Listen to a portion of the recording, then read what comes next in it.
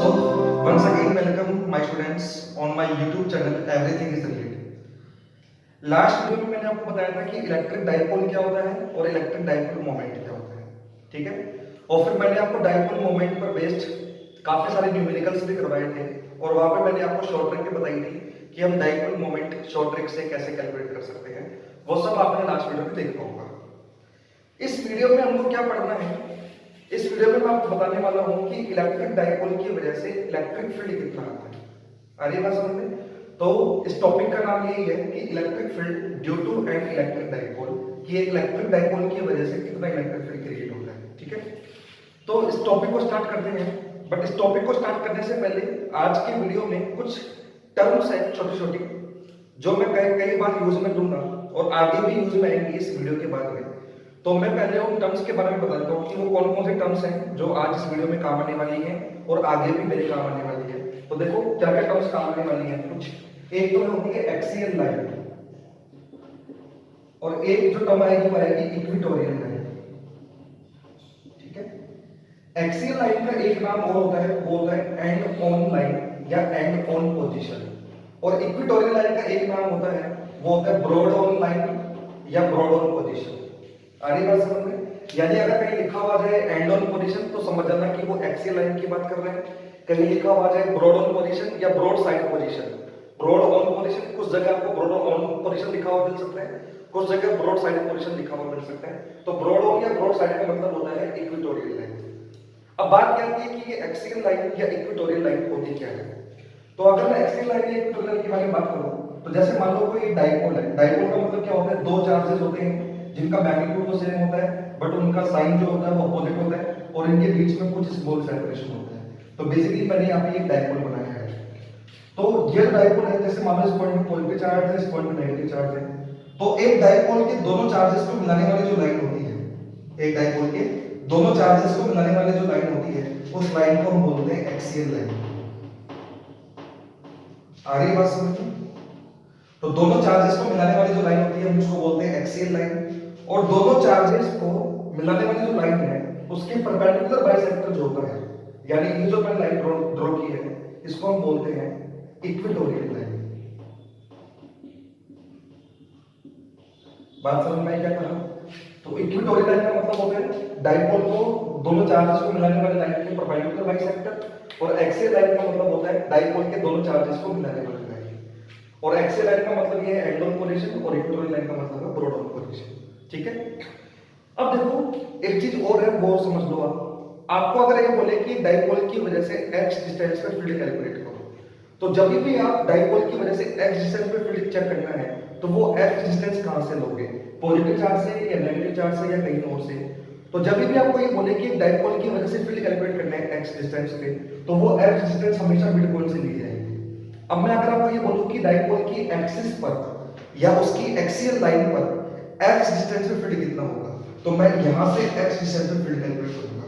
मुझे बोले एक डाइपोल की वजह से x डिस्टेंस पर इक्वेटोरियल पे फील्ड कितना होगा, तो अगर मुझे डाइपोल की वजह से x डिस्टेंस पे इक्वेटोरियल पे फील्ड पूछा है तो मैं यहां से इस लाइन पर x डिस्टेंस पे फील्ड चेक करूंगा।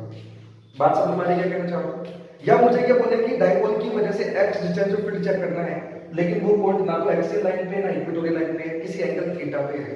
तो अगर किसी एंगल थीटा पे भी मुझे फील्ड चेक करना है तो भी मैं x डिस्टेंस यहीं से चेक करूंगा और यहां से कहीं थीटा एंगल पे मैं उस पॉइंट पे क्या कैलकुलेट कर लूंगा, फील्ड कैलकुलेट कर लूंगा। तो मतलब मोटी मोटी बात ऐसी है कि आपको जो समझना है वो ये है कि जब भी आपको ये बोले कि डाइपोल से x डिस्टेंस पे फील्ड निकालो तो वो x डिस्टेंस आप डाइपोल के मिड पॉइंट से लोगे। आगे बात समझ में क्या कहना चाह रहा हूं? अब देखो अब हमको क्या करना है, हमको सीधी सी बात है फील्ड चेक करना है यहाँ पे डाइपोल की वजह से कितना आएगा। तो इस लेक्चर को अब मैं तीन पार्ट में डिवाइड कर रहा हूँ। मैं डाइपोल की वजह से फील्ड कैलकुलेट करूंगा, इसके मैं तीन केस ले रहा हूँ। सबसे पहले मैं डाइपोल की वजह से फील्ड कैलकुलेट करूंगा उसकी एक्सियल लाइन पे। उसके बाद में सेकंड केस में मैं डाइपोल की वजह से फील्ड चेक करूंगा उसकी इक्वेटोरियल लाइन पे। फिर थर्ड केस में मैं डाइपोल की वजह से फील्ड चेक करूंगा किसी रैंडम पॉइंट पे। वो जो रैंडम पॉइंट जो है वो ना तो एक्सियल लाइन पे है ना इक्वेटोरियल लाइन पे है। तो एक रैंडम पॉइंट पे इलेक्ट्रिक फील्ड कितना होगा वो हम देखेंगे थर्ड केस में। आगे बात समझ में क्या कहना चाह रहा हूं? और एक और चीज और है कि यहाँ पे जो मैं फील्ड चेक करूंगा उसकी एक्सियल लाइन पे या इक्वेटोरियल लाइन पे या रैंडम पॉइंट पे, तो उसका जो डेरिवेशन है, हम डिराइव करके फॉर्मूला चेक करेंगे कि इलेक्ट्रिक फील्ड कितना आने वाला है, तो वो डेरिवेशन आपका बहुत इंपॉर्टेंट है बोर्ड एग्जाम के पॉइंट ऑफ व्यू से, ठीक है। क्योंकि आरबीएसई बोर्ड या सीबीएसई बोर्ड में 4 नंबर का एक क्वेश्चन आता है, आपको बोलेगा कि derive the formula of electric field due to an electric dipole on its axial line, ठीक है। या फिर ऐसे बोल सकते हैं derive the formula of electric field due to an electric dipole on its equatorial line. तो इन दोनों क्वेश्चंस में से कोई एक क्वेश्चन आपसे पूछा जाएगा आरबीएसई या सीबीएसई बोर्ड में, और सीधा वो 4 मार्क्स में आता है, इसलिए आपको वो डेरिवेशन भी अच्छे से आना चाहिए। और ये जेई और नीट के पॉइंट ऑफ व्यू से भी बहुत इंपॉर्टेंट है, वहां पे डायरेक्ट फॉर्मूले बेस पे क्वेश्चन पूछे जाते हैं, ठीक है। तो वो हम चेक करते हैं, चलो। तो सबसे पहले मेरा केस 1 है electric field due to an electric dipole on its axis, ठीक है। तो देखो केस 1 में क्या है।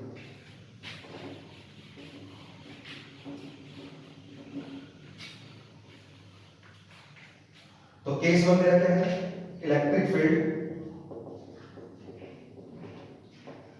Due to electric dipole on its axis, ठीक है। ऑन इट्स एक्सिस का मतलब है इसकी एक्सियल लाइन पे हमको फील्ड चेक करना है एक डाइपोल। तो सबसे पहले तो मैं डाइपोल बना लेता हूं। मान लो डाइपोल है, एक तो पॉजिटिव चार्ज है, ठीक है, एक तो नेगेटिव चार्ज होगा, एक पॉजिटिव चार्ज होगा। मान लो नेगेटिव चार्ज है वो ए पॉइंट पे रखा है, पॉजिटिव चार्ज रखा है वो मान लो किस पॉइंट पे रखा है, बी पॉइंट पे रखा है। इसकी ये एक्सियल लाइन मैंने ड्रॉ कर दी है हमने, ठीक है। इसके मिड पॉइंट को मैंने मान लिया कि जो मिड पॉइंट है वो मान लो O है, और मुझे इसकी एक्सियल लाइन पे x डिस्टेंस पे फील्ड चेक करना है। तो वो जो x डिस्टेंस लेनी पड़ेगी वो मुझे मिड पॉइंट से लेनी पड़ेगी।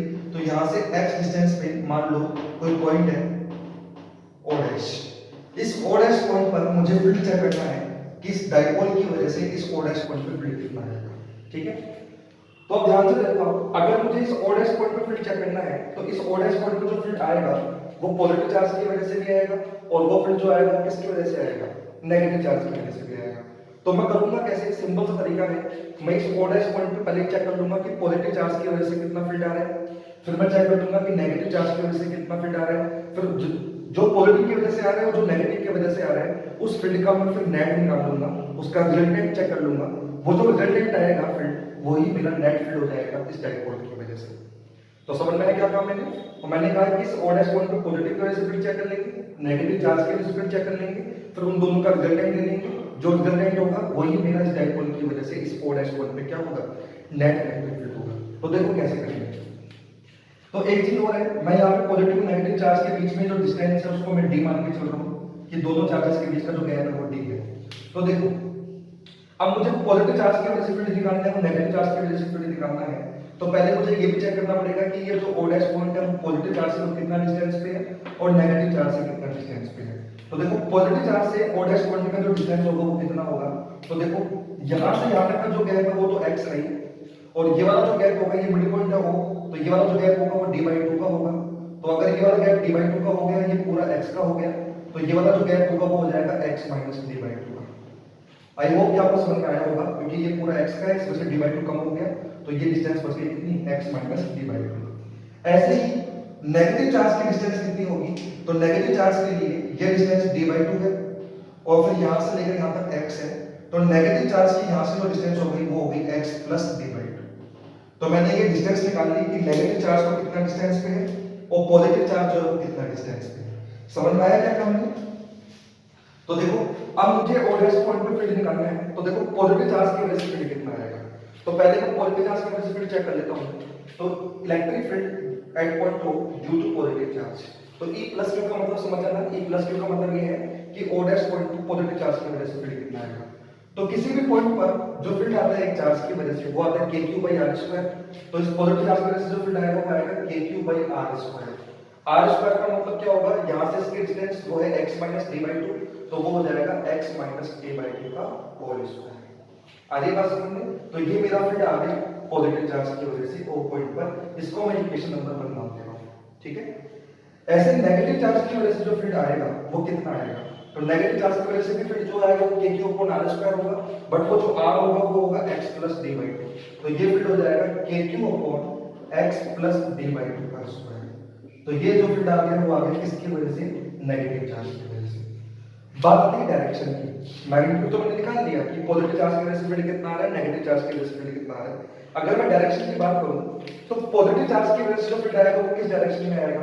तो कभी भी हमको डायरेक्शन निकालनी हो इलेक्ट्रिक फील्ड की तो उस पॉइंट पे हम क्या मान लेते हैं, पॉजिटिव टेस्ट चार्ज मान लेते हैं।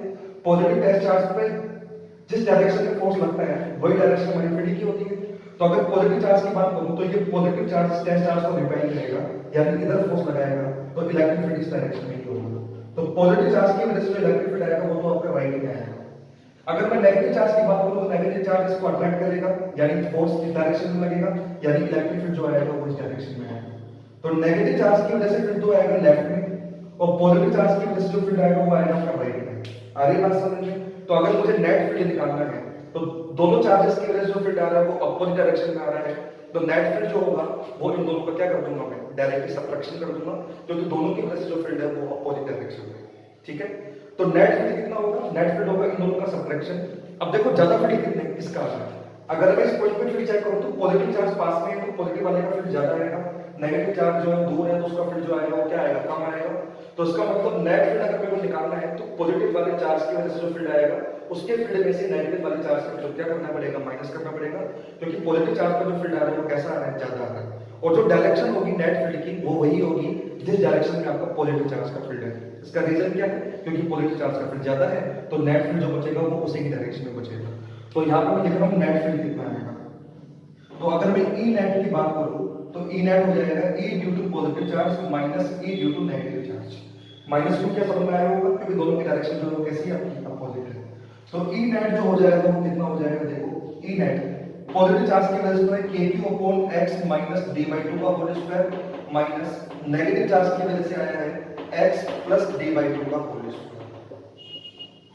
आगे बात समझ में यहाँ पे क्या किया मैंने, तो यहाँ पे मैंने बस वैल्यू लिखी है कि पॉजिटिव चार्ज की वजह से फील्ड कितना है और नेगेटिव चार्ज की वजह से फील्ड कितना है, दोनों को मैंने सबट्रैक्ट किया है, वही मेरा नेट फील्ड होगा। अब आगे क्या करना है, आगे एक सिंपल कैलकुलेशन है, मुझे बस इसको थोड़ा सा क्या करना पड़ेगा, सॉल्व करना पड़ेगा, कैलकुलेट करना पड़ेगा एलसीएम वगैरह लेके। तो देखो उसको कैसे सॉल्व करेंगे, उसके लिए थोड़ा सा भी एक बार रफ करना पड़ेगा। तो एक बार आप चाहो तो उसको इतना नोट कर लीजिए, उसके बाद में थोड़ा सा रफ करके इसको सॉल्व करता हूँ। तो आई होप आपने वीडियो को पॉज करके इसको नोट कर लिया होगा। तो मैं इसको थोड़ा सा रफ कर रहा हूँ एक बार, देखो। तो अगर मुझे अब नेट फील्ड निकालना है तो नेट फील्ड कितना होगा, देखो। तो ई नेट इक्वल्स टू के क्यू, तो मैं कॉमन ले लेता हूँ, तो के क्यू कॉमन ले लूंगा तो ये हो जाएगा 1 upon x minus D by two का whole square minus 1 upon x plus D by two का होल स्क्वायर। मैं एक स्टेप और काम कर रहा हूँ, चलो मैं नीचे एलसीएम भी ले लेता हूँ। तो एलसीएम जो आएगा वो आएगा x माइनस डी का whole square plus x plus D by two का होल स्क्वायर। ये मेरा एलसीएम आएगा, ठीक है। ऊपर क्या बचेगा, ऊपर बचेगा x plus D by two का whole square minus x minus D by two का होल स्क्वायर। यहाँ पे आपको कंफ्यूज होने की जरूरत नहीं है भाई, ये सिंपल मैंने बस कैलकुलेशन किया है, कोई के को कॉमन लिया है और नीचे ये जो है इसका एलसीएम लिया है और एलसीएम लेके थोड़ा सा मैंने इसको क्या किया है, सिंपलीफाई किया है। आगे जाके जब आप इसको थोड़ा सा और सॉल्व करोगे, यानी जब आप ऊपर x plus D by two का होल स्क्वायर ओपन करोगे और x minus D by two का होल स्क्वायर ओपन करोगे और जब उसको आपस में सबट्रैक्ट करोगे तो मैं डायरेक्ट लिख रहा हूँ जो ऊपर आपके पास बचने वाला है वो बचने वाला है 2x। आगे बात समझ में। और नीचे क्या बचने वाला है, नीचे है a minus B into A plus B. A minus B into A plus B जो होता है वो होता है A square minus B square. तो नीचे बचेगा आपके पास X square minus B square by 4 का होल स्क्वायर। देखो इसका होल स्क्वायर क्यों किया, क्योंकि इसका यहाँ पे स्क्वायर लगा हुआ है पहले से। तो बेसिकली ये a minus B into A plus B तो है, लेकिन साथ में स्क्वायर भी है। तो a minus B into A plus B ये तो हो गया a square minus B square और इसका स्क्वायर पहले से था तो एक स्क्वायर लगा हो जाएगा, ठीक है। तो ये मेरा नेट इलेक्ट्रिक फील्ड आ गया। अब थोड़ा सा इसको और सिंपलीफाई कर लेते हैं, देखो। तो थोड़ा सा जब मैं इसको और सिंपलीफाई करूंगा तो देखो क्या हो जाएगा ई नेट। यहां पे देखो मैं ऐसे बोल सकता हूं ये जो Q इंटू डी है, ये जो आपका Q इंटू डी है, इस Q इंटू डी को मैं क्या बोल सकता हूं, Q इंटू डी को मैं बोल सकता हूं P, क्योंकि मुझे पता है डाइपोल मोमेंट क्या होता है। लास्ट वीडियो में मैंने आपको बताया था डाइपोल मोमेंट क्या होता है कि डाइपोल के किसी एक चार्ज के मैग्नीट्यूड को उनके बीच के सेपरेशन से मल्टीप्लाई कर दो तो उसको हम बोलते हैं डाइपोल मोमेंट और उसको हम P से इंडिकेट करते हैं। तो अगर चार्ज Q को इनके बीच का सेपरेशन, वो सेपरेशन कितना था D, तो उससे मल्टीप्लाई कर दो तो उसको मैं क्या बोलूंगा, डाइपोल मोमेंट। तो Q इनटू D को मैं बोल सकता हूं P। तो ऊपर क्या बचेगा, ऊपर बचेगा देखो 2kx into P divided by वो बचेगा नीचे x square minus d square by 4 का होल स्क्वायर। तो वैसे तो ये मेरा फाइनल आंसर है, अब बट यहाँ पे एक स्पेशल केस लिया जाता है, वो क्या है, if x is greater than small d, यानी जिस पॉइंट पर मुझे फील्ड निकालना है वो जो डिस्टेंस है, यानी x डिस्टेंस पर मुझे फील्ड निकालना था, वो अगर इन दोनों डायपोल, इस दोनों चार्ज के बीच का जो गैप है, जो d है, उससे बहुत बड़ी हो, यानी जिस पॉइंट पे मुझे फील्ड निकालना है अगर वो बहुत ज्यादा दूर हो, यानी एक लार्ज डिस्टेंस पे वो पॉइंट हो जिस पॉइंट पे मुझे फील्ड निकालना है, तो उस केस में क्या होगा, समझ रहे हो मैंने केस क्या लिया है। तो यहाँ पे एक स्पेशल केस है, x is greater than capital D। तो अब देखो, ये मेरा फाइनल आंसर है होने को, तो बट यहाँ पे एक स्पेशल केस लिया जाता है कि जिस पॉइंट पर मुझे फील्ड निकालना है अगर वो बहुत ज्यादा डिस्टेंस पे हो, यानी जिस पॉइंट पर मुझे फील्ड निकालना है वो कितनी डिस्टेंस पे, x पे, अगर वो x जो है वो d के कंपैरिजन में बहुत बड़ा हो, तो उस केस में क्या होगा, तो if x is greater than d हो, तो उस केस में क्या होगा, देखो मैं यहां से एक बार रफ कर रहा हूं, तो उस पॉइंट में क्या होगा, देखो, तो if x is greater than capital D हो, तो मैं ऐसे बोल सकता हूं नीचे जो x square minus d square by 4 है, इसको मैं लगभग बोल सकता हूं कि ये लगभग x स्क्वायर के बराबर ही हो जाएगा, क्योंकि x d के कंपैरिजन में बहुत बड़ा है, तो x square minus d square by 4 जो है वो अप्रोक्सीमेट x स्क्वायर बन जाएगा। तो ये जो e नेट मेरे पास बनेगा, वो e नेट अब क्या बन जाएगा, वो बन जाएगा 2kxp divided by x square का स्क्वायर, यानी x की पावर 4, तो यहां से ये x से x कट जाएगा एक, तो e नेट जो बचेगा वो बचेगा 2kp बाई x क्यूब। ये मेरा फाइनल आंसर होगा एक डाइपोल की एक्सिस पर x डिस्टेंस पे फील्ड का। बात समझ में आ रही है क्या कहना चाह रहा हूं, तो एक डाइपोल की वजह से उसकी एक्सिस पे x डिस्टेंस पे जो फील्ड आता है वो आता है 2kp बाई x क्यूब। अगर मैं बात करूं डायरेक्शन की, तो उसकी डायरेक्शन वही होगी जो पॉजिटिव चार्ज की वजह से फील्ड है, क्योंकि पॉजिटिव का फील्ड ज्यादा था, वो पॉजिटिव का जो फील्ड है वो कहां पे है आपका राइट में, तो जो नेट इलेक्ट्रिक फील्ड आएगा वो कहां पे आएगा आपका राइट में। लेकिन इसकी डायरेक्शन को हम एक दूसरे तरीके से भी लिख सकते हैं, मुझे पता है इसका इलेक्ट्रिक फील्ड राइट में आया है, और यहाँ पे देखो डाइपोल मोमेंट की डायरेक्शन क्या है, डाइपोल मोमेंट की डायरेक्शन मैंने आपको लास्ट वीडियो में बताई थी, वो होता है नेगेटिव चार्ज से पॉजिटिव चार्ज की तरफ, तो नेगेटिव से पॉजिटिव चार्ज की तरफ जो होगी वही डाइपोल मोमेंट होगा, तो डाइपोल मोमेंट जो है वो भी राइट में है, और इलेक्ट्रिक फील्ड जो आया है वो भी कहां पे आया है आपका राइट में। तो मैं ऐसे भी बोल सकता हूं कि डाइपोल की वजह से एक्सिस पे जो फील्ड आता है वो आपका डाइपोल की डायरेक्शन में आता है, डाइपोल मोमेंट की डायरेक्शन में। आगे बात समझो कि आप डाइपोल मोमेंट की डायरेक्शन जो नेगेटिव से पॉजिटिव यानी राइट में है, और नेट इलेक्ट्रिक फील्ड राइट में है, तो मैं बोल सकता हूं कि नेट इलेक्ट्रिक फील्ड की जो डायरेक्शन है वो same as the direction of dipole moment. बात समझ में आ रही है, मतलब इसकी डायरेक्शन वही होगी इलेक्ट्रिक फील्ड की जो डायरेक्शन आपकी इसकी है डाइपोल मोमेंट की। तो अगर मैं इसको वेक्टर फॉर्म में लिखना चाहूं तो मैं ऐसे भी बोल सकता हूं E नेट वेक्टर बराबर हो जाएगा 2kp vector by x cube, क्योंकि E वेक्टर की डायरेक्शन वही है जो P वेक्टर की है। P वेक्टर क्या है यहाँ पे डाइपोल मोमेंट। तो ये ध्यान में रखना, ये डायरेक्ट आपका जेईई या नीट में पूछा भी जाता है कि एक्सिस पे फील्ड की डायरेक्शन क्या होती है, आपको ऑप्शन दे देगा कि डाइपोल की पैरेलल, डाइपोल मोमेंट की पैरेलल, डाइपोल मोमेंट के एंटी पैरेलल, डाइपोल मोमेंट की डायरेक्शन की परपेंडिकुलर, इस टाइप से आपको ऑप्शन दे देगा। तो एक्सिस पे जो फील्ड आता है वो डाइपोल मोमेंट के पैरेलल ही आता है, यानी उसी डायरेक्शन में आता है। बात समझ में आ गई क्या कहना चाह रहा हूं। अच्छा, किसी बच्चे के दिमाग में ये भी आ सकता है कि सर हमको फॉर्मूला ये याद रखना है कि ये याद रखना है, क्योंकि ये वाला फॉर्मूला होता है पहले में जब x is greater than d हो, तो मैं आपको बोलूंगा अगर आपको याद रखना है तो ये याद रखना है आपको। क्यों? क्योंकि जनरली डाइपोल जो होता है उसको हम डिफाइन ऐसे ही करते हैं कि उन दोनों चार्जेस के बीच का जो सेपरेशन होना चाहिए वो स्मॉल होना चाहिए, ठीक है। तो d जो होता है वो जनरली आपका जो होता है वो x के कंपैरिजन में स्मॉल ही होता है, और जो हमारे एग्जाम में क्वेश्चन आते हैं उनमें भी हमको x को क्या लेके चलना होता है, d के कंपैरिजन में बड़ा ही लेके चलना होता है, ठीक है। अगर हमको कोई इंफॉर्मेशन नहीं दी गई होती, जैसे हमको ये बोले सिंपल कि एक डाइपोल की वजह से x डिस्टेंस पे फील्ड बताओ कितना होगा, अब हमको ये ना बोला गया कि x जो है वो d से बड़ा है, ज्यादा बड़ा है कि नहीं है, तो हम अपने मन से ये मान के ही चलते हैं कि x जो है वो d के कंपैरिजन में कैसा है, ग्रेटर है, बहुत बड़ा है। अगर वो किसी क्वेश्चन में ऐसा बोल दे कि x जो है वो d के कंपैरिजन में बहुत बड़ा नहीं है, तब आपको जो फॉर्मूला काम में लेना है वो ये वाला काम में लेना है, बट इसके चांसेस जो है वो 1 या 2% ही है, ज्यादा चांसेस नहीं है। जो आईआईटी या बीआईटी में जो क्वेश्चन आता है उन सभी क्वेश्चंस में x जनरली d को बड़ा लेके ही करके सॉल्व करना होता है, ठीक है। बट फिर भी सेफ्टी के पॉइंट ऑफ व्यू से आप ये भी ध्यान रख लेना कि ये फॉर्मूला तब लगाना है जब x d के कंपैरिजन में बड़ा ना हो, और ये फॉर्मूला तब लगाना है जब x d के कंपैरिजन में कैसा हो, बहुत बड़ा हो।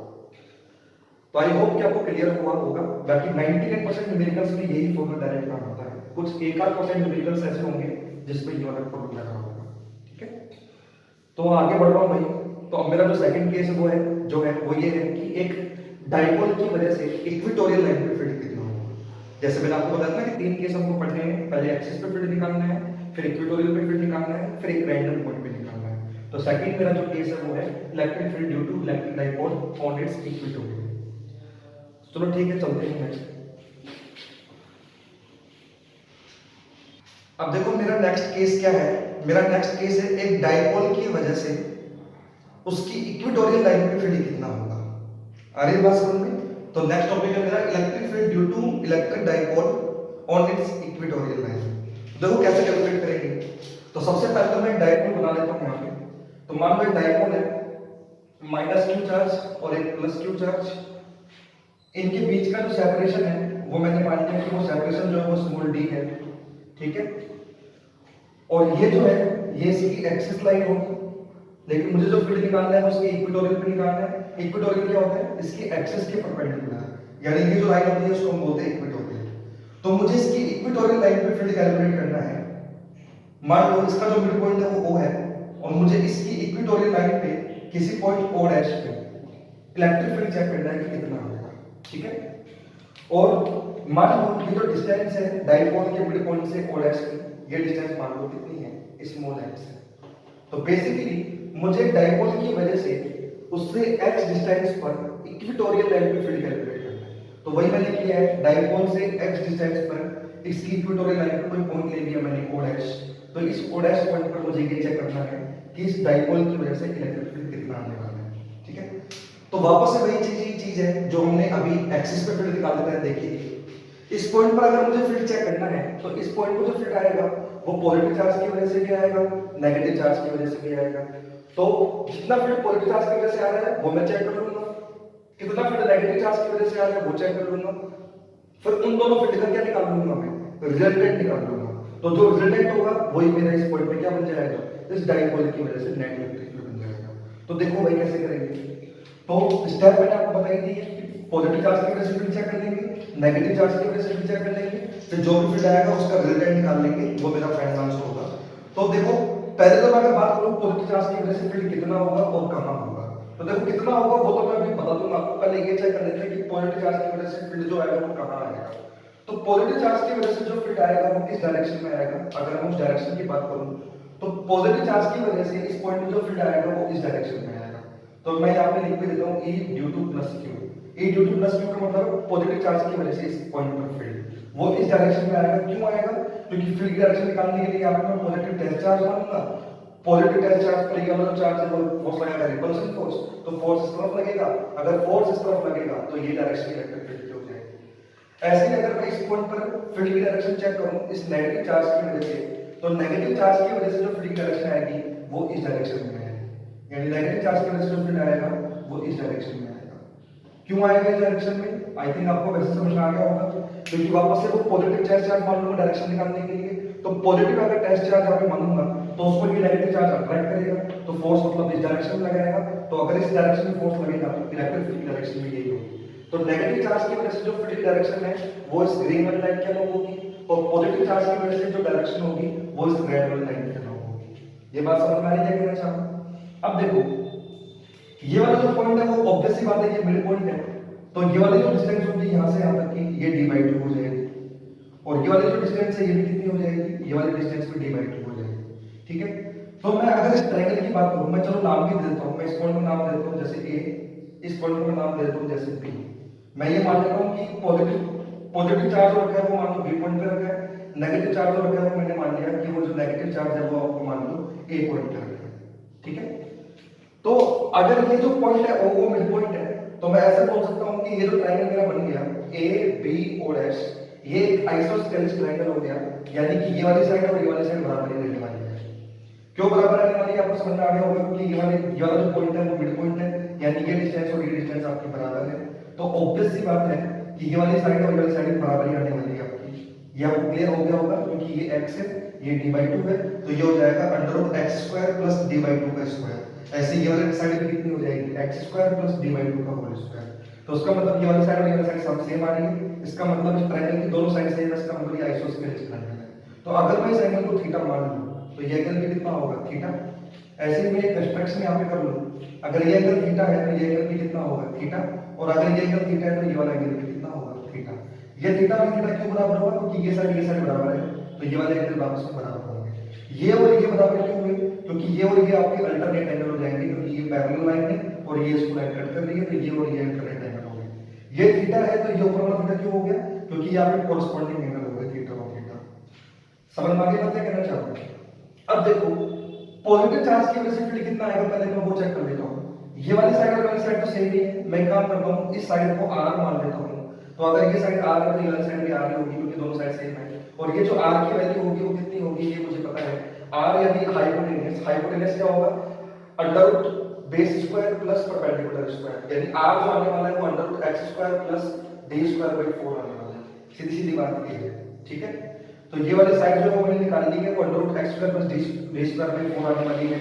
तो बी पॉइंट पॉजिटिव चार्ज की वजह से ओ डैश पॉइंट से जो फील्ड आएगा, यानी E due to positive charge जो आएगा वो कितना आएगा kq upon r square. r square का मतलब ये वाला स्क्वायर, और ये हो जाएगा x square plus d square by 4, क्योंकि r स्क्वायर करूंगा तो ये अंडर रूट हो जाएगा। तो पॉजिटिव चार्ज की वजह से जो फील्ड आएगा वो ये आएगा। ऐसे ही अगर मैं नेगेटिव चार्ज की वजह से फील्ड चेक करूं तो वो भी कितना आएगा kq by r square, r यहां पे भी वही होगा under root x square plus d square by 4। तो यहां पे जो नेगेटिव चार्ज की वजह से फील्ड आएगा वो भी यही आएगा kq अपॉन r स्क्वायर करोगे तो उसका अंडर रूट हो जाएगा, यानी ये भी वही आने वाला है x square plus d square by 4। इसका मतलब ये हुआ कि इस o डैश पॉइंट पर जितना फील्ड पॉजिटिव चार्ज की वजह से आ रहा है उतना ही फील्ड आपका नेगेटिव चार्ज की वजह से आ रहा है। तो अगर मैं इस पॉजिटिव चार्ज से वाले जो फील्ड है उसको अगर मैं E बोल दूं, E का मतलब ये वाली वैल्यू, तो नेगेटिव चार्ज की वजह से जो फील्ड आएगा उसको भी मैं E बोल दूंगा, क्योंकि जितना फील्ड पॉजिटिव चार्ज की वजह से आ रहा है उतना फील्ड आपका किसकी वजह से आ रहा है नेगेटिव चार्ज की वजह से आ रहा है, यानी उस फील्ड को मैं E मान रहा हूं। E का मतलब ये वैल्यू है जो मैंने यहां पे निकाल दी है, ठीक है। तो ऐसा मैंने क्यों किया वो आपको समझ में आ जाएगा। अब मैं देखो पॉजिटिव चार्ज की वजह से जो फील्ड आ रहा है उसके कंपोनेंट्स लूंगा, तो उसका एक कंपोनेंट तो इस डायरेक्शन में आएगा E cos थीटा, ठीक है, और एक कंपोनेंट जो आएगा वो आपका ऊपर आएगा, वो आएगा आपका E sin थीटा। ये वाला जो कंपोनेंट्स लिए मैंने लिए पॉजिटिव चार्ज की वजह से। ऐसे नेगेटिव चार्ज की वजह से जो फील्ड के कंपोनेंट लूंगा वो इस तरफ आ रहा है नेगेटिव चार्ज की वजह से फील्ड, तो उसके कंपोनेंट लूंगा तो एक तो आएगा E cos थीटा, वो तो इसी डायरेक्शन में आएगा, और एक आएगा आपका E sin थीटा, वो नीचे की तरफ आएगा कंपोनेंट उसका। समझ में आ गया होगा कि नेगेटिव चार्ज का जो फील्ड है E वो इस डायरेक्शन में, तो एक तो आएगा E cos थीटा वो इस डायरेक्शन में आएगा, एक आएगा E sin थीटा। अब ये देखो ये वाला कंपोनेंट और ये वाला कंपोनेंट एक दूसरे के बराबर है लेकिन डायरेक्शन में अपोजिट है, तो वर्टिकल डायरेक्शन में जो इलेक्ट्रिक फील्ड आ रहा है वो तो आपका नेट जीरो हो जाएगा, क्योंकि ये एक दूसरे को कैंसिल आउट कर देंगे। तो जो भी नेट फील्ड आपका ओ डैश पॉइंट में बचेगा वो सिर्फ इसी डायरेक्शन में बचेगा, और वो नेट फील्ड कितना हो जाएगा, अगर मैं नेट फील्ड की बात करूं तो E नेट हो जाएगा 2E cos थीटा, क्योंकि एक E cos थीटा तो पॉजिटिव चार्ज की वजह से आया है और एक E cos थीटा आपका किसकी वजह से आया है नेगेटिव चार्ज की वजह से आया है। तो नेट फील्ड जो यहाँ पे ओ डैश पॉइंट पे हो जाएगा वो कितना हो जाएगा आपका, वो हो जाएगा 2E cos थीटा। तो अब देखो नेट फील्ड कितना होगा E net O dash point पे 2E, E का मतलब ये वाली वैल्यू है, मैंने इसी वैल्यू को E माना था, तो ये हो जाएगा 2kq upon d square sorry x square plus d square by 4 into cos theta, ठीक है। अब देखो E नेट कितना हो जाएगा 2kq upon x square plus d square by 4 into cos theta. cos theta की वैल्यू क्या होगी, देखो इस ट्रायंगल में अगर मुझे cos थीटा चेक करना हो तो cos थीटा बराबर क्या होता है बेस अपॉन हाइपोटेनस। बेस को क्या है इस ट्रायंगल में cos थीटा में बेस को है d/2 और हाइपोटेनस है ये r, और r जो है वो है under root x square plus d square by 4। तो अगर मैं cos थीटा लिखूं बेस अपॉन हाइपोटेनस, यानी बेस को हो जाएगा कितना d/2 और हाइपोटेनस कितना है वो है under root x square plus d square by 4। तो अगर मैं इसको थोड़ा सा सिंपलीफाई करूं तो ये दो से तो ये दो कैंसिल आउट हो जाएगा, तो जो आपका E नेट बचेगा आपका वो बचेगा kqd divided by x square plus d square by 4 की पावर 1 और x square plus d square by 4 की पावर 1/2, तो टोटल पावर जो आपकी नीचे हो जाएगी वो हो जाएगी 3/2। आ रही बात समझ। अब अगेन देखो q इनटू d क्या बन गया, q इनटू d क्या है चार्ज इनटू उनके बीच का सेपरेशन, ये होता है डाइपोल मोमेंट। तो मैं ऐसे बोल सकता हूं कि जो E नेट आ गया वो आ गया kp upon x square plus d square by 4 की पावर 3/2। आ रही बात समझ। अब यहाँ पे दोबारा से मैं वो केस ले रहा हूँ जैसे मैंने वहां पे एक्सिस पे निकालने टाइम लिया था। ये मेरा फाइनल आंसर आ गया भाई कि इक्वेटोरियल में फील्ड कितना होता है एक्स डिस्टेंस पे, ये मेरा फाइनल आंसर है। बट यहाँ पे मैं एक केस ले रहा हूँ, जैसा केस मैंने एक्सियल लाइन में लिया था, वो केस क्या है कि अगर मुझे जिस पॉइंट पे फील्ड निकालना है, यानी एक्स जो है, मेरे को डायपोल से एक्स डिस्टेंस पे तो फील्ड निकालना है, तो जहां पे मेरे को फील्ड निकालना है वो जो डिस्टेंस है एक्स, अगर वो डी से बहुत बड़ी हो, यानी कि वाली जो डिस्टेंस है वो डी से क्या हो, बहुत बड़ी हो, तो उस केस में क्या होगा, अगर ये x जो है वो d से बहुत बड़ा हो, तो x square plus d square by 4 को मैं लगभग x स्क्वायर ही बोल सकता हूँ, क्योंकि x जो है वो d से बहुत बड़ा है, तो इस वाली क्वांटिटी को मैं नेग्लिजिबल मान सकता हूँ। तो नीचे जो मेरे पास बचेगा वो सिर्फ क्या बचेगा, नीचे जो बचेगा वो सिर्फ बचेगा x स्क्वायर की पावर 3/2, और x स्क्वायर की पावर 3/2 जो होगी वो क्या बन जाएगी मेरे पास, वो बन जाएगी x क्यूब। तो नीचे जो बन जाएगा वो बन जाएगा x क्यूब। बात समझ आ रही है क्या मैं चाह रहा हूँ? तो ये मेरे पास नेट इलेक्ट्रिक फील्ड आ गया एक डायपोल की वजह से उसकी इक्वेटोरियल वाले लाइन पे। तो आई होप कि आपको क्लियर हुआ होगा कि मैंने कैसे तो सोल्व किया है और क्या इसका आंसर आया है। ये डेरिवेशन पूरा आपको याद रखना है और ये आंसर भी आपको पता होना चाहिए। डेरिवेशन को याद करने के लिए मैं आपको इसलिए बोल रहा हूँ क्योंकि ये डेरिवेशन जो है आपके बोर्ड एग्जाम में पूछा जाता है, आरबीएससी या सीबीएसई में डायरेक्ट 4 नंबर में आएगा। बोर्ड में क्वेश्चन ये लिखा हुआ आएगा, derive the formula of electric field due to an electric dipole on its equatorial line. आगे बात समझ में, तो ये फॉर्मूला डिराइव करना है। अगर एक्सिस में पूछा जाए तो फिर एक्सिस वाला डेरिवेशन आप कर सकते हो जो मैंने इससे पहले करवाया था आपको। अब देखो ये तो मेरा मैग्नीट्यूड आ गया कि एक डाइपोल की वजह से इक्वेटोरियल पे इलेक्ट्रिक फील्ड कितना आता है, तो वो तो कितना आ गया मेरे पास kb by x क्यूब।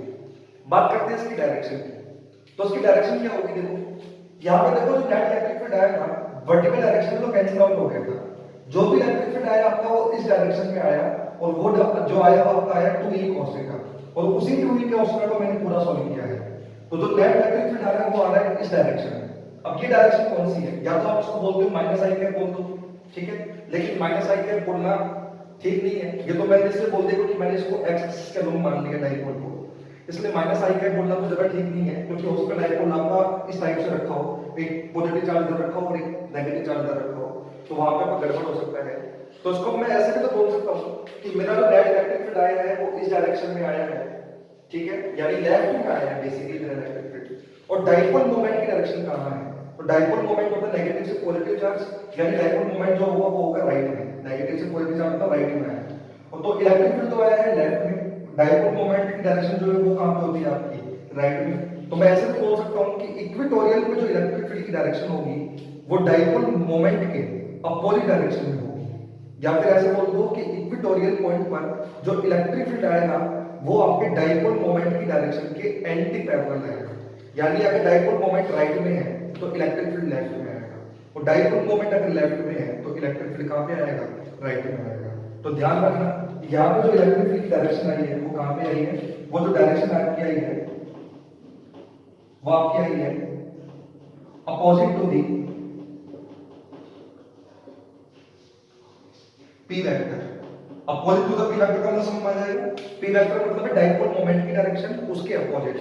तो डाइपोल मोमेंट अगर राइट में है तो इलेक्ट्रिक फील्ड लेफ्ट में आएगा, डाइपोल मोमेंट अगर आपका लेफ्ट में है तो फिर इलेक्ट्रिक फील्ड राइट में आएगा।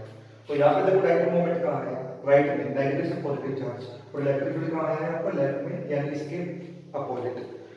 दोनों में कंफ्यूज मत होना, एक्सिस पे जो इलेक्ट्रिक फील्ड आया था आपका वो डाइपोल मोमेंट की डायरेक्शन पे आया था, और इक्वेटोरियल पे जो इलेक्ट्रिक फील्ड आ रहा है वो डाइपोल मोमेंट की अपोजिट में आ रहा है। तो मतलब एक्सिस पॉइंट पर जो इलेक्ट्रिक फील्ड होता है वो डाइपोल मोमेंट के पैरेलल होता है, यानी उसी की डायरेक्शन में होता है, और इक्वेटोरियल पे जो इलेक्ट्रिक फील्ड होता है वो डाइपोल मोमेंट के अपोजिट होता है, यानी उसके एंटी पैरेलल होता है, ठीक है। अब देखते हैं थर्ड केस। तो मेरा जो नेक्स्ट केस है वो ये है कि अब मुझे इलेक्ट्रिक फील्ड कैलकुलेट करना है ऐसे पॉइंट पे जो ना तो एक्सिस पे हो ना ही वो इक्वेटोरियल पे हो, वो किसी रैंडम लोकेशन पे हो। तो देखते हैं वो थर्ड केस क्या है।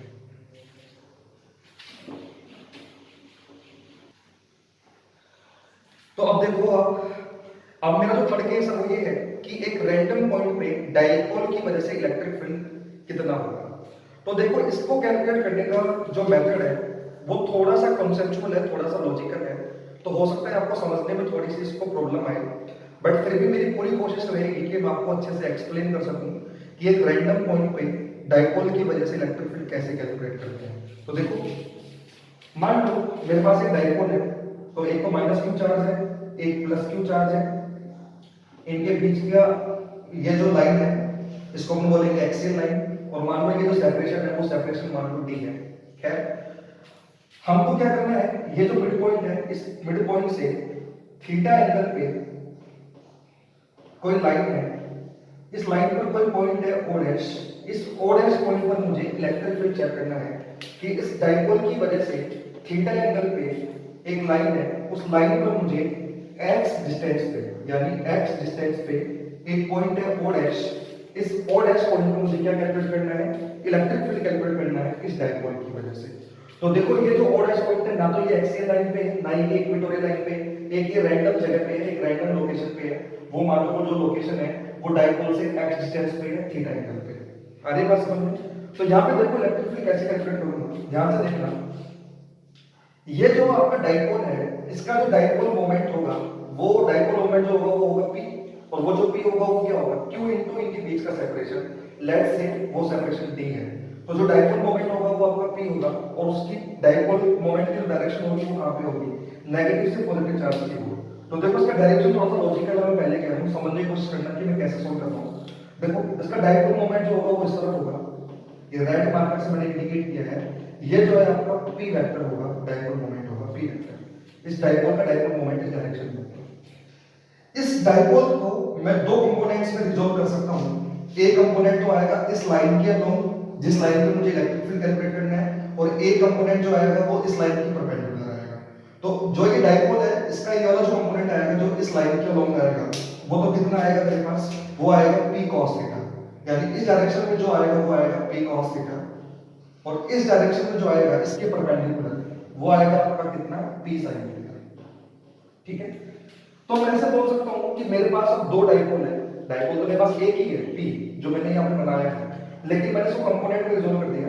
तो अब मैं समझने के लिए ऐसे बोल सकता हूं कि मेरे पास दो डाइपोल है जिनमें से एक का डाइपोल मोमेंट तो p cos थीटा है और एक का डाइपोल मोमेंट मेरा p sin थीटा है। आ रही बात समझ में? तो o डैश पॉइंट जो है वो इस वाले डाइपोल के लिए यानी p cos थीटा जो डाइपोल मोमेंट है उस डाइपोल के लिए ये जो o डैश पॉइंट है वो इसकी एक्सिस पे आ रहा है, और o डैश पॉइंट जो है वो इस वाले डाइपोल के इक्विटोरियल पे आ रहा है क्योंकि ये यहां से परपेंडिकुलर है। ये बात समझ में आ रही है कहना चाह रहा हूं? तो मैंने यहां पे क्या किया है, जो मेरा एक्चुअल डाइपोल था उसके डाइपोल मोमेंट को मैंने दो कंपोनेंट में रिजॉल्व कर दिया, एक तो आ गया p cos थीटा, एक आ गया आपका p sin थीटा। ये जो p cos थीटा वाला जो कंपोनेंट है इस कंपोनेंट के लिए o डैश पॉइंट इसकी एक्सियल लाइन पे आ रहा है, ठीक है, और ये वाला जो कंपोनेंट है p sin थीटा इस वाले कंपोनेंट के अकॉर्डिंग ये वाला जो पॉइंट आ रहा है o डैश वो इसकी इक्विटोरियल वाली लाइन पे आ रहा है। ठीक है, तो मैं ऐसे बोल सकता हूं कि इस कंपोनेंट की वजह से इस o डैश पॉइंट पे जो इलेक्ट्रिक फील्ड आएगा वो कितना आएगा, तो मैं बोलूंगा p cos थीटा वाला जो कंपोनेंट है, p cos थीटा वाला जो कंपोनेंट है इसकी वजह से जो इलेक्ट्रिक फील्ड आएगा o डैश पॉइंट पे वो कितना आएगा, तो ये वाला जो कंपोनेंट है उसके लिए ये एक्सियल पॉइंट पे, और एक्सियल पॉइंट पे इलेक्ट्रिक फील्ड कितना होता है वो मैंने आपको अभी कैलकुलेट करके बताया था, वो होता है 2kp/x³। तो इस पॉइंट इसकी वजह से जो यहाँ पे फील्ड आएगा वो आएगा 2kp/x³, लेकिन p की जगह जाएगा p cos थीटा क्योंकि यहाँ पे डाइपोल मोमेंट p नहीं है वो p cos थीटा है, तो वो जाएगा 2kp cos theta divided bye x³। आ रही बात समझ में? बात करूं अगर मैं डायरेक्शन की, तो डायरेक्शन जो होती है तो मैंने आपको बताया था अभी कि अगर एक्सियल पॉइंट पे मुझे इलेक्ट्रिक फील्ड कैलकुलेट करना है तो एक्सियल पॉइंट पे इलेक्ट्रिक फील्ड की डायरेक्शन वही होती है जो डाइपोल मोमेंट की होती है, ये मैंने आपको अभी एक्सप्लेन भी की थी। तो इसकी वजह से जो इलेक्ट्रिक फील्ड आएगा वो इस डायरेक्शन में आएगा, तो इस डायरेक्शन में जो इलेक्ट्रिक फील्ड आएगा वो आएगा p cos थीटा वाले कंपोनेंट की वजह से।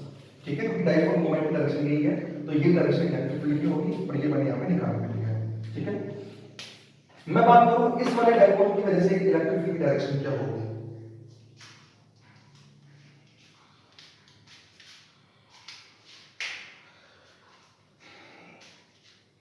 अब मैं अगर बात करूं कि इस वाले डाइपोल के लिए इलेक्ट्रिक फील्ड कितना आएगा और उसकी डायरेक्शन क्या होगी, तो देखो, तो इस वाले डाइपोल के लिए जो इलेक्ट्रिक फील्ड आपके पास आएगा पहली बात तो वो आएगा कितना वो देखो आप, तो ये वाला जो डाइपोल है इसकी वजह से ये वाला जो पॉइंट है वो एक तरह से इक्विटोरियल का काम कर रहा है क्योंकि ये इससे परपेंडिकुलर बाइसेक्टर पे आ रहा है। ठीक है, तो इस वाले कंपोनेंट की वजह से o डैश के जो इलेक्ट्रिक फील्ड आएगा, मतलब कौन सा वाले कंपोनेंट की वजह से p sin थीटा वाला जो कंपोनेंट है इसकी वजह से जो इस पॉइंट पर फिट आएगा ओ डैश पॉइंट पर, वो कितना आएगा, वो आएगा आपके पास kp बाई एक्स क्यूब, लेकिन p की जगह क्या लिखा जाएगा, p sin थीटा, तो वो आ जाएगा kp sin theta by x cube. क्योंकि इस वाले डायगोनल की वजह से p sin थीटा वाले कंपोनेंट की वजह से ये वाला पॉइंट इक्वेटोरियल पे आना है, और इक्वेटोरियल पे जो इलेक्ट्रिक फील्ड होता है वो भी हमने कैलकुलेट किया था, वो होता है kp बाई एक्स क्यूब, लेकिन p की जगह लिखा जाएगा p sin थीटा। अब बात आती है डायरेक्शन की, तो अभी मैंने आपको बताया था कि इक्वेटोरियल पे जो इलेक्ट्रिक फील्ड की डायरेक्शन होती है वो डाइपोल मोमेंट की अपोजिट डायरेक्शन में होती है, यानी एंटी पैरेलल होती है। ये मैंने आपको भी बताया था कि इक्वेटोरियल में जो इलेक्ट्रिक फील्ड आया था वो डाइपोल मोमेंट की डायरेक्शन के एंटी पैरेलल था। तो डाइपोल की डायरेक्शन ये है, डाइपोल मोमेंट की, तो डाइपोल मोमेंट की डायरेक्शन ये है, तो इसकी वजह से जो यहाँ पे इलेक्ट्रिक फील्ड आएगा उसकी जो डायरेक्शन आएगी वो इस तरफ आएगी, तो ये वाला जो इलेक्ट्रिक फील्ड आएगा वो आएगा p sin थीटा वाले कंपोनेंट की वजह से। आगे बात समझ में क्या कहना चाह रहा हूँ। अब अगर मेरे को नेट इलेक्ट्रिक फील्ड बताना है तो नेट इलेक्ट्रिक फील्ड कितना होगा और कहां आएगा, तो नेट इलेक्ट्रिक फील्ड जो आएगा वो कहीं ना कहीं बीच में आएगा, तो जो नेट इलेक्ट्रिक फील्ड आएगा वो कहीं ना कहीं यहां पे बीच में आएगा किसी अल्फा एंगल पे। आगे बात समझने, अल्फा से ले रहा हूं कि आपको मैंने थीटा मान लिया था, तो जो नेट आएगा वो इन दोनों के बीच में कहीं ना कहीं आएगा, वो नेट जो आएगा वो मैंने मान लिया कि कहीं अल्फा एंगल पे आ रहा है, तो यहां पे कहीं पे नेट इलेक्ट्रिक फील्ड आएगा। आगे बात समझ बात करूं उस नेट इलेक्ट्रिक फील्ड की, तो नेट इलेक्ट्रिक फील्ड कितना हो जाएगा, इन दोनों का रिजल्टेंट, तो इन दोनों का रिजल्टेंट मैं कैसे निकालूंगा, under root a square plus b square plus 2ab cos theta वाले फॉर्मूले से, और जो इन दोनों के बीच का जो एंगल है वो 90 डिग्री का है, यानी इसकी वजह से जो इलेक्ट्रिक फील्ड आया है और इसकी वजह से जो इलेक्ट्रिक फील्ड आया है उनके बीच का जो एंगल है वो कितने डिग्री का है, 90 डिग्री का।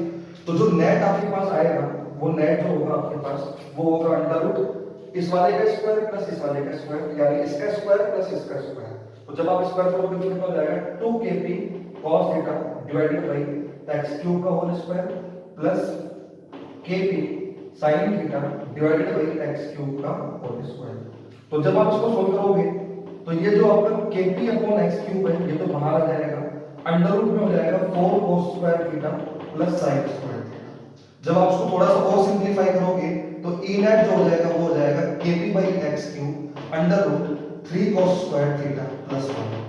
ये 3 cos स्क्वायर थीटा प्लस 1 कैसे लिखा, मैं 4 cos स्क्वायर थीटा को मैं ऐसे बोल सकता हूं 3 cos square theta plus cos square theta, तो वो जो प्लस cos स्क्वायर थीटा और आएगा 3 cos square theta plus cos square theta वो sin स्क्वायर थीटा के साथ जुड़ के बन जाएगा, तो जो फाइनल बन जाएगा वो बन जाएगा kp by x cube under root 3 cos square theta plus 1। तो ये मेरा फाइनल आंसर होगा किसी भी एक रैंडम पॉइंट पर इलेक्ट्रिक फील्ड डाइपोल की वजह से। अगर आपको ये चेक करना है कि यहाँ से सही भी है कि गलत है तो आप चेक भी कर सकते हो। अगर मान लो मुझे एक्सियल पोजीशन पे इलेक्ट्रिक फील्ड निकालना होता तो एक्सियल पोजीशन पे इलेक्ट्रिक फील्ड निकालते टाइम थीटा कितना डिग्री का हो जाता, तो मैं बोलता एक्सियल लाइन पर थीटा जो है वो 0 डिग्री का होता, क्योंकि एक्सियल लाइन सीधी सीधी होती तो उसके कॉरेस्पॉन्डिंग जो एंगल बनता थीटा वो 0 डिग्री का हो जाता, और थीटा को जब मैं 0 डिग्री पुट करूंगा तो cos 0 1 होता है, तो ये आपका हो जाएगा अंडर रूट में 3 प्लस 1 यानी अंडर रूट में 4 हो जाएगा। आगे बात समझ में, तो रूट में 4 यानी 2 हो जाएगा, तो वो बन जाएगा 2kp बाई x क्यूब। तो जैसे मैं यहाँ पे थीटा वाला 0 डिग्री पुट कर रहा हूँ तो e नेट जो आ रहा है वो 2kp बाई x क्यूब आ रहा है, और एक्सियल पॉइंट पे मेरा electric field 2kp by x cube ही आएगा। ऐसे ही अगर मेरे को इक्वेटोरियल पे चेक करना है तो इक्वेटोरियल पे थीटा जो होगा वो 90 डिग्री का बन जाएगा, तो cos 90 0 होता है, तो अंडर रूट में सिर्फ 1 बचेगा, वो हट जाएगा, तो जो आंसर आएगा वो आएगा kp बाई x क्यूब, और इक्वेटोरियल वाली लाइन पे जो मेरा इलेक्ट्रिक फील्ड आया था वो kp बाई x क्यूब ही आया था। सो आई होप कि आपको क्लियर हुआ होगा कि कैसे मैंने यहाँ पे इलेक्ट्रिक फील्ड कैलकुलेट किया है। ये फॉर्मूला ज्यादा इंपॉर्टेंट है क्योंकि अगर आप ये वाला फॉर्मूला याद रखते हो तो इस फॉर्मूले की हेल्प से आप एक्सिस पे और इक्वेटोरियल पे आंसर निकाल भी सकते हो। तो मेरा सजेशन तो ये है कि अगर आपको याद रखना है तो फिर आप ये वाला फॉर्मूला याद रखो कि किसी भी एक थीटा एंगल पे इलेक्ट्रिक फील्ड कितना होता है डाइपोल की वजह से, क्योंकि थीटा बराबर 0 डिग्री पुट करने पर एक्सियल पे आ जाएगा, थीटा बराबर 90 डिग्री पुट करने पर आपका कहां पे आ जाएगा, इक्वेटोरियल पे आ जाएगा। चलो इतना तो ठीक है, बात करते हैं इस नेट इलेक्ट्रिक फील्ड की डायरेक्शन की कि ये जो नेट इलेक्ट्रिक फील्ड मेरा यहाँ पे आया है इसकी डायरेक्शन क्या होगी। आगे बात समझ में, तो डायरेक्शन अगर मुझे निकालनी है तो डायरेक्शन क्या होगी, देखो डायरेक्शन निकालने के लिए क्या करूंगा, देखो tan अल्फा अगर मुझे निकालना है तो tan अल्फा बराबर क्या होगा, परपेंडिकुलर अपॉन बेस, यानी ये वाला कंपोनेंट डिवाइडेड बाय ये वाला कंपोनेंट। ये जो समझ में आ रही है क्या कहना चाह रहा हूं। तो अगर मुझे डायरेक्शन चेक करनी है तो डायरेक्शन क्या होगी, देखो ये तो मेरा मैग्नीट्यूड आ गया, बात करते हैं डायरेक्शन की, तो डायरेक्शन क्या होगा, देखो तो डायरेक्शन tan अल्फा बराबर क्या हो जाएगा y बाई x, यानी परपेंडिकुलर वाला कंपोनेंट डिवाइडेड बाय हॉरिजॉन्टल वाला कंपोनेंट। तो वर्टिकल वाले कंपोनेंट डिवाइड बाय हॉरिजॉन्टल वाला कंपोनेंट, अगर दोनों को डिवाइड कर दो तो जो आएगा वो क्या आएगा आपके पास tan अल्फा। तो tan अल्फा कितना हो जाएगा वो वाला कंपोनेंट, तो वो वाला कंपोनेंट कितना था, वो था kp sin theta divided by x cube divided by इस वाले कंपोनेंट की वजह से फील्ड, वो इस वाले कंपोनेंट की वजह से जो फील्ड आएगा वो कितना आएगा 2 kp cos theta divided by x cube. तो tan अल्फा की जो वैल्यू आ गई आपके पास वो आ जाएगी x क्यूब से x क्यूब कट गया, kp से kp कट गया, sin थीटा अपन को से tan थीटा बन जाएगा, ये हो जाएगा 1/2 tan थीटा। तो अल्फा बराबर क्या हो जाएगा, अल्फा बराबर हो जाएगा यहां पे लिख देता हूं, अल्फा इक्वल टू हो जाएगा tan इनवर्स 1/2 tan थीटा। तो मेरा ये क्या आ गया, ये मेरा नेट इलेक्ट्रिक फील्ड की डायरेक्शन आ गई कि जो नेट इलेक्ट्रिक फील्ड होगा वो इस लाइन से अल्फा एंगल पे होगा और वो अल्फा होगा tan इनवर्स 1/2 tan थीटा। तो कैसे निकाला tan अल्फा समझ में आया होगा। तो tan अल्फा जो होता है वो क्या होता है आपका परपेंडिकुलर कोण बेस, तो इस लाइन के अकॉर्डिंग परपेंडिकुलर तो ये वाला कंपोनेंट हो गया, बेस वाला कंपोनेंट ये हो गया, तो tan अल्फा हो जाएगा इस कंपोनेंट का फील्ड डिवाइडेड बाय इस कंपोनेंट का फील्ड। तो tan अल्फा मैंने निकाल लिया, उसके कोरस्पोंडिंग अल्फा जो आया वो आया tan इनवर्स 1/2 tan थीटा। तो ये नेट इलेक्ट्रिक फील्ड की डायरेक्शन हो गई। अब ध्यान से सुनना, हमको जो एग्जाम में क्वेश्चन में पूछा जाता है उसमें जो डायरेक्शन हमको गिवन होती है ऑप्शन में वो हॉरिजॉन्टल से होती है या डायपोल की एक्सिस से होती है, जबकि मैंने यहाँ पे जो एंगल निकाला है यानी नेट इलेक्ट्रिक फील्ड की जो डायरेक्शन निकाली है वो मैंने इस लाइन से निकाली है। अगर मुझे इसकी एक्सियल वाले लाइन से चेक करना है तो फिर मैं क्या लिखूंगा, तो मैं ऐसा बोल सकता हूँ कि अगर ये एंगल थीटा है तो ये वाला एंगल भी कितना हो जाएगा, थीटा हो जाएगा।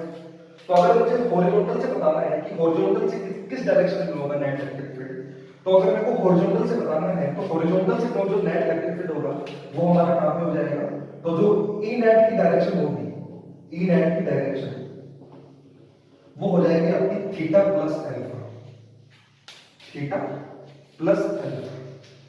बात समझ में आ रही है क्या कहना चाह रहा हूं, क्योंकि ये जो अल्फा जो आया है वो तो इस लाइन से आया है ना, और हमको जनरली जो ऑप्शंस दिए हुए होते हैं वो या तो हॉरिजॉन्टल से होते हैं या से बोल दो डायपोल की एक्सिस से दिए हुए होते हैं। समझ में आ रही बात है क्या कहना चाह रहा हूं। तो यहाँ पे हम जो नेट आंसर लिखेंगे नेट डायरेक्शन का, अगर डायपोल की एक्सिस से डायरेक्शन देनी है तो डायपोल की एक्सिस से जो नेट इलेक्ट्रिक फील्ड होगा वो होगा थीटा प्लस अल्फा एंगल पे, और अल्फा जो है वो है tan इनवर्स 1/2 tan थीटा। बात समझ में आ रही है क्या कहना चाह रहा हूं। तो ये आपका पूरा इलेक्ट्रिक फील्ड निकाला है मैंने और उसकी डायरेक्शन मैंने आपको एक्सप्लेन की है कि एक रैंडम पॉइंट पे इलेक्ट्रिक फील्ड कितना होता है, तो वो तो आंसर आपका ये होएगा, इंपॉर्टेंट है इसका आंसर आप याद रख लेना। और डायरेक्शन निकालने का फॉर्मूला जो क्या है tan inverse 1/2 tan theta, but ये जो डायरेक्शन आएगी वो इस लाइन से आएगी, हॉरिजॉन्टल निकालने के लिए हमको थीटा ऐड करना पड़ेगा। तो ये मैंने कंप्लीट थ्योरी आपको बता दी है कि एक डायपोल की वजह से इलेक्ट्रिक फील्ड कितना होता है। तो मैंने आपको कंप्लीट समझा दिया है कि एक्सियल तो कितना होता है और इक्वेटोरियल पे कितना होता है और एक रैंडम पॉइंट पे कितना होता है। तो रैंडम पॉइंट का याद रखना है kp/x³ √3 cos square theta plus 1, और रैंडम पॉइंट पर जो डायरेक्शन होती है वो इस फॉर्मूले से निकाल लेंगे, बट हॉरिजॉन्टल से अगर पूछा गया तो थीटा उल्टा करना पड़ेगा। और एक्सियल पे आपको याद रखना है, एक्सियल में जो आया था वो 2 kp/x³ आया था, और डायरेक्शन जो थी उसकी इलेक्ट्रिक फील्ड की वो डायपोल मोमेंट की डायरेक्शन में ही आई थी। और इक्वेटोरियल में जो इलेक्ट्रिक फील्ड आया था वो आया था kp/x³ और डायरेक्शन जो आई थी वो आई थी आपकी डायपोल मोमेंट के एंटी पैरेलल यानी उसके अपोजिट डायरेक्शन में।